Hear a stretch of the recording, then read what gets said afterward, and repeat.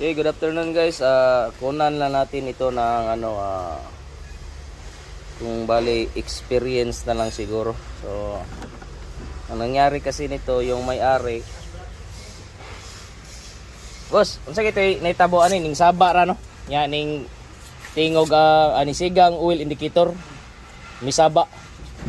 Tapos so kasi guys, yung sabi kasi ng ibang shop tumutunog kasi itong makina. Tapos so, ang sabi doon sa kabilang shop, kaya daw tumutunog kasi itong niya, roller ng rocker arm, may side play. Yung iano natin, ganito nila pag testing, nilagyan ng flat screw dito, tapos kasi stick bearing ito. So ang declare nila dito sa rocker arm na original, sira daw ito, kailangan daw ipa-machine shop. So ito nakatingin sa ating itong may-ari, mga video. So naghingi ng second opinion. So ang sabi kasi doon, kailangan daw tanggalin yung cylinder head, baka natamaan daw yung valve guide. So valve guide pa ang parang ginawang dahilan. Buti na lang sana kung yung engine valve mismo. So sinabihan ko siya na wag na lang ipagalaw yung yung cylinder head kasi ang posibilidad kasi dapat nasira yun lang sa timing chain. Pero nang inabutan niya kaninang umaga, nasimula na palang baklasin yung cylinder head bolt. Pagdating dito sa shop, 3 bolt na lang yung kulang. So tinuloy na lang natin kasi hindi naman pwedeng ihigpit o higpitan ulit. So ito yung nakita natin sa cylinder head, wala sanang problema. Kasi wala namang history sa overheat. At saka wala din namang langis na humahalo doon sa radiator. So gagawin namin dito ngayon, papalitan na lang muna namin ng head gasket. So hindi na kami mag resurface kasi wala namang history sa overheat. So yung sira lang sana nito, ito lang sa niya, sa tensioner adjuster niya. Ito lang sana yung malambot. Tapos pinatanggal ko din yung oil pump strainer, baka pareho sa kadalasan natin sa video natin na yung magkaroon ng stock up sa barado sa strainer. So tingnan natin mamaya kung ano yung naging resulta. Kasi base sa experience ng customer, wala may giniagig overheat sir. Wow, hindi naman dumadaan sa overheat kahit tumataas yung temperature, wala naman. Walang hard starting, walang fuel knocking, walang usok. So sa pwersa niya, may pwersa din. So yun lang yung napansin niya, biglang nag-ilaw yung oil indicator at saka yung biglang nag-ingay yung makina, kakaiba yung tunog. So may screenshot na sana siya sa natin, Facebook page, pero nadali pa rin kasi may kaibigan din siya na nag-referral sa kanya doon sa kabilang shop. So pinatuwing na lang niya dito ngayon sa atin.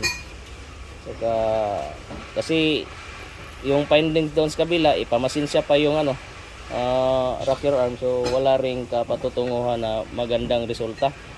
So maaari pa yung magdudulot ng mas sobra pang or lala na problema kasi gumastos ka pa sa machine shop, tapos magbili ka na naman ng original na rocker arm. So yung dapat sana nasira, hindi naman papalitan. So mali talaga yung findings. So subukan natin itong ngayon, recover. So papalitan natin ito ng head gasket. So ito yung nangyari pala guys, yung timing chain niya. So nahulog, naputol yung timing chain. So pati yung chain guide niya. So ito yung nangyari sa niya, kadena. Ito, piraso na. Ito yung chain guide, plastic.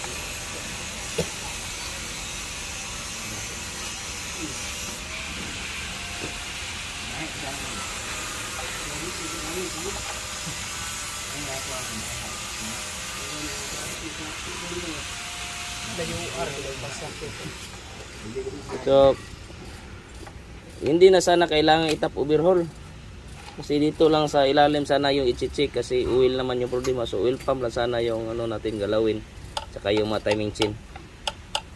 So ang ginagawa pala nila guys, yung sa atin kasi dito natin pinalakihan yung butas. So ang sa kanila yung pinalakihan nila, yung strainer mismo binutasan nila.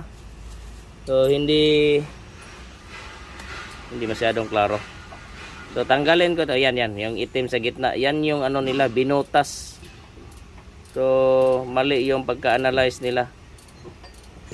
Instead na dito yung palakihan natin, tapos maglinis tayo sa loob, yun talagang strainer ang binutas nila. Halos itong 10mm mapasok na, maluwag na yung 10mm, pinalaki nila yung strainer. So wala nang strainer sa oil. So, nag-stack up yung oil pump, kasi yung mga dumi na dapat masasala sa strainer pumasok na diretso sa oil pump. So naputol yung kadena ng oil pump natin.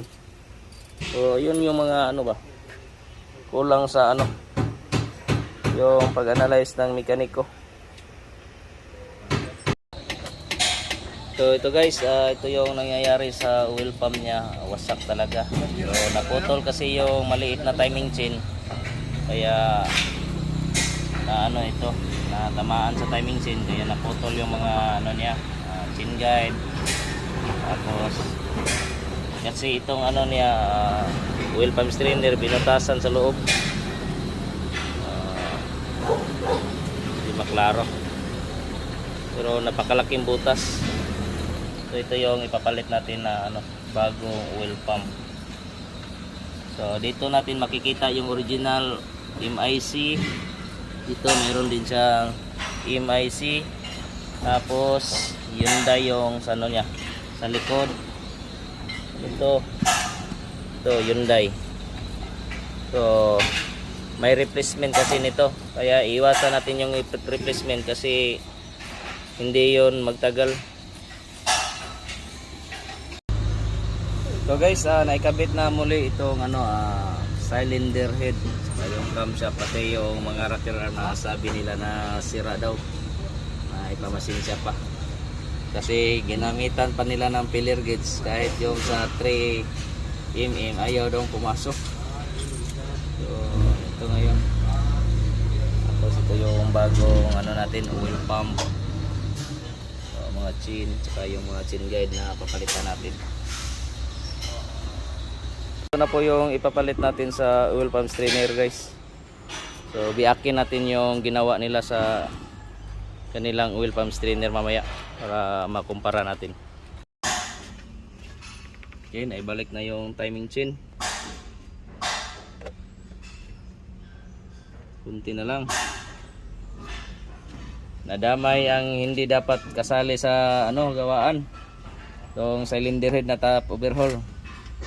So sa ilalim lang sana yung trabahuin. So na-appeal, nasama itong sa cylinder head.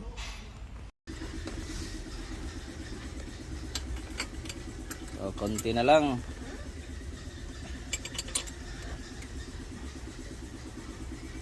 Okay guys, tubig na wasa muna yung gagamitin natin dito para i-observe natin kung may leaking ba.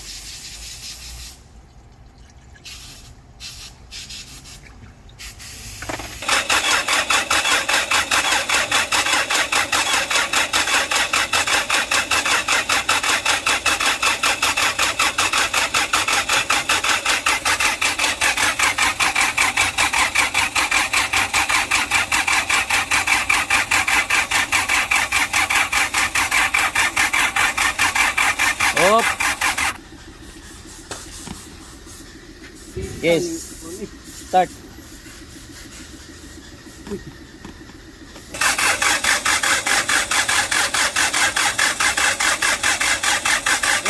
Okay. Tawas ng krodo.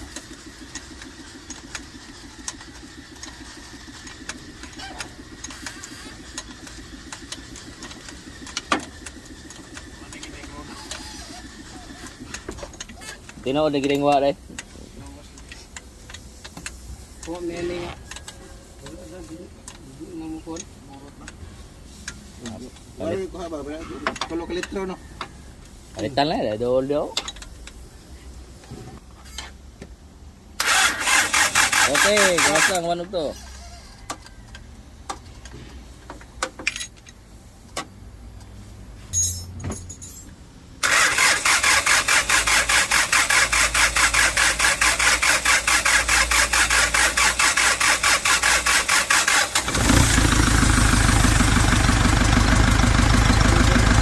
Ayos. So yung malakas na tunog kanina sa pag-cranking, doon yun sa ano, kasi bago yung toaster at saka yung timing chain. So hindi pa gaano saka ang oil sa taas. So ngayon, pinong-pino na yung andar niya. Kahit wala pang nakakabit na sa air cleaner sa itong intake manifold.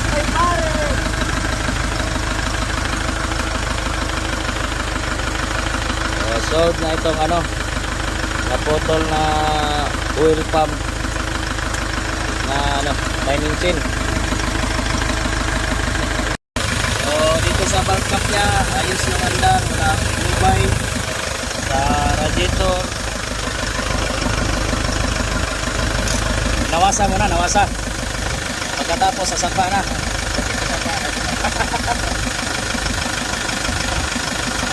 Nawasa muna, nawasa.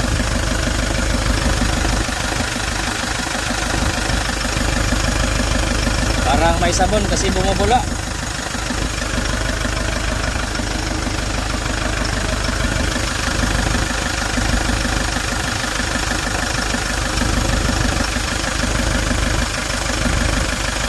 Okay, pag ganyan, normal lang yan kasi hindi pa na puno yung sa makina niya. Kaya may hangin pa kaunti.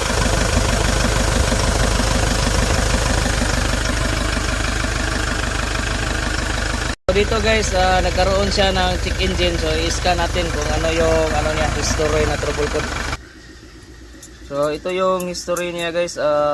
Fuel rail pressure sensor circuit high. So yun yung nag-ilaw kanina. So gagawin natin dito, i-delete na lang natin.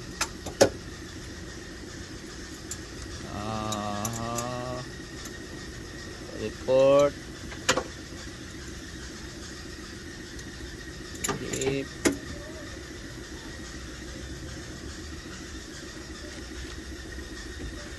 Siguro lumabas ito kasi nagkaroon ng long cranking dahil doon sa natin sa pag-bleeding. So normal lang pag ganyan. Pero dapat talaga ma-delete natin para hindi magkaroon ng limp mo doon sa engine ECU. So clear na po siya. So testing natin ipa-under ulit. Okay na tan?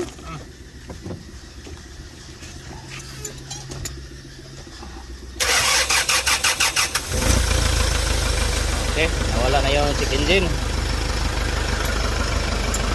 So ayos na po itong si Hyundai Porter 24CB. So sa may balak dyan na mag-PM is yung oil pump strainer natin, huwag nyo pong butasan yung strainer mismo. Yon lang yung metal niya sa labas, yun lang yung palakihan para malinis natin yung strainer. Baka matulad sa ganito. So mamaya yung strainer na yan, i-grind natin yan, tingnan natin kung anong ginawa dyan sa strainer. So guys, nakating na natin to yung sabi ko na cutting natin para makita natin kung anong ginawa sa strainer. So ito binutasan. So ito yung dahilan kung bakit na yung natin oil pump na wasak din yung oil pump at saka yung mga timing chain niya. Ito. Na yung chain guide at saka mga toaster na damage lahat.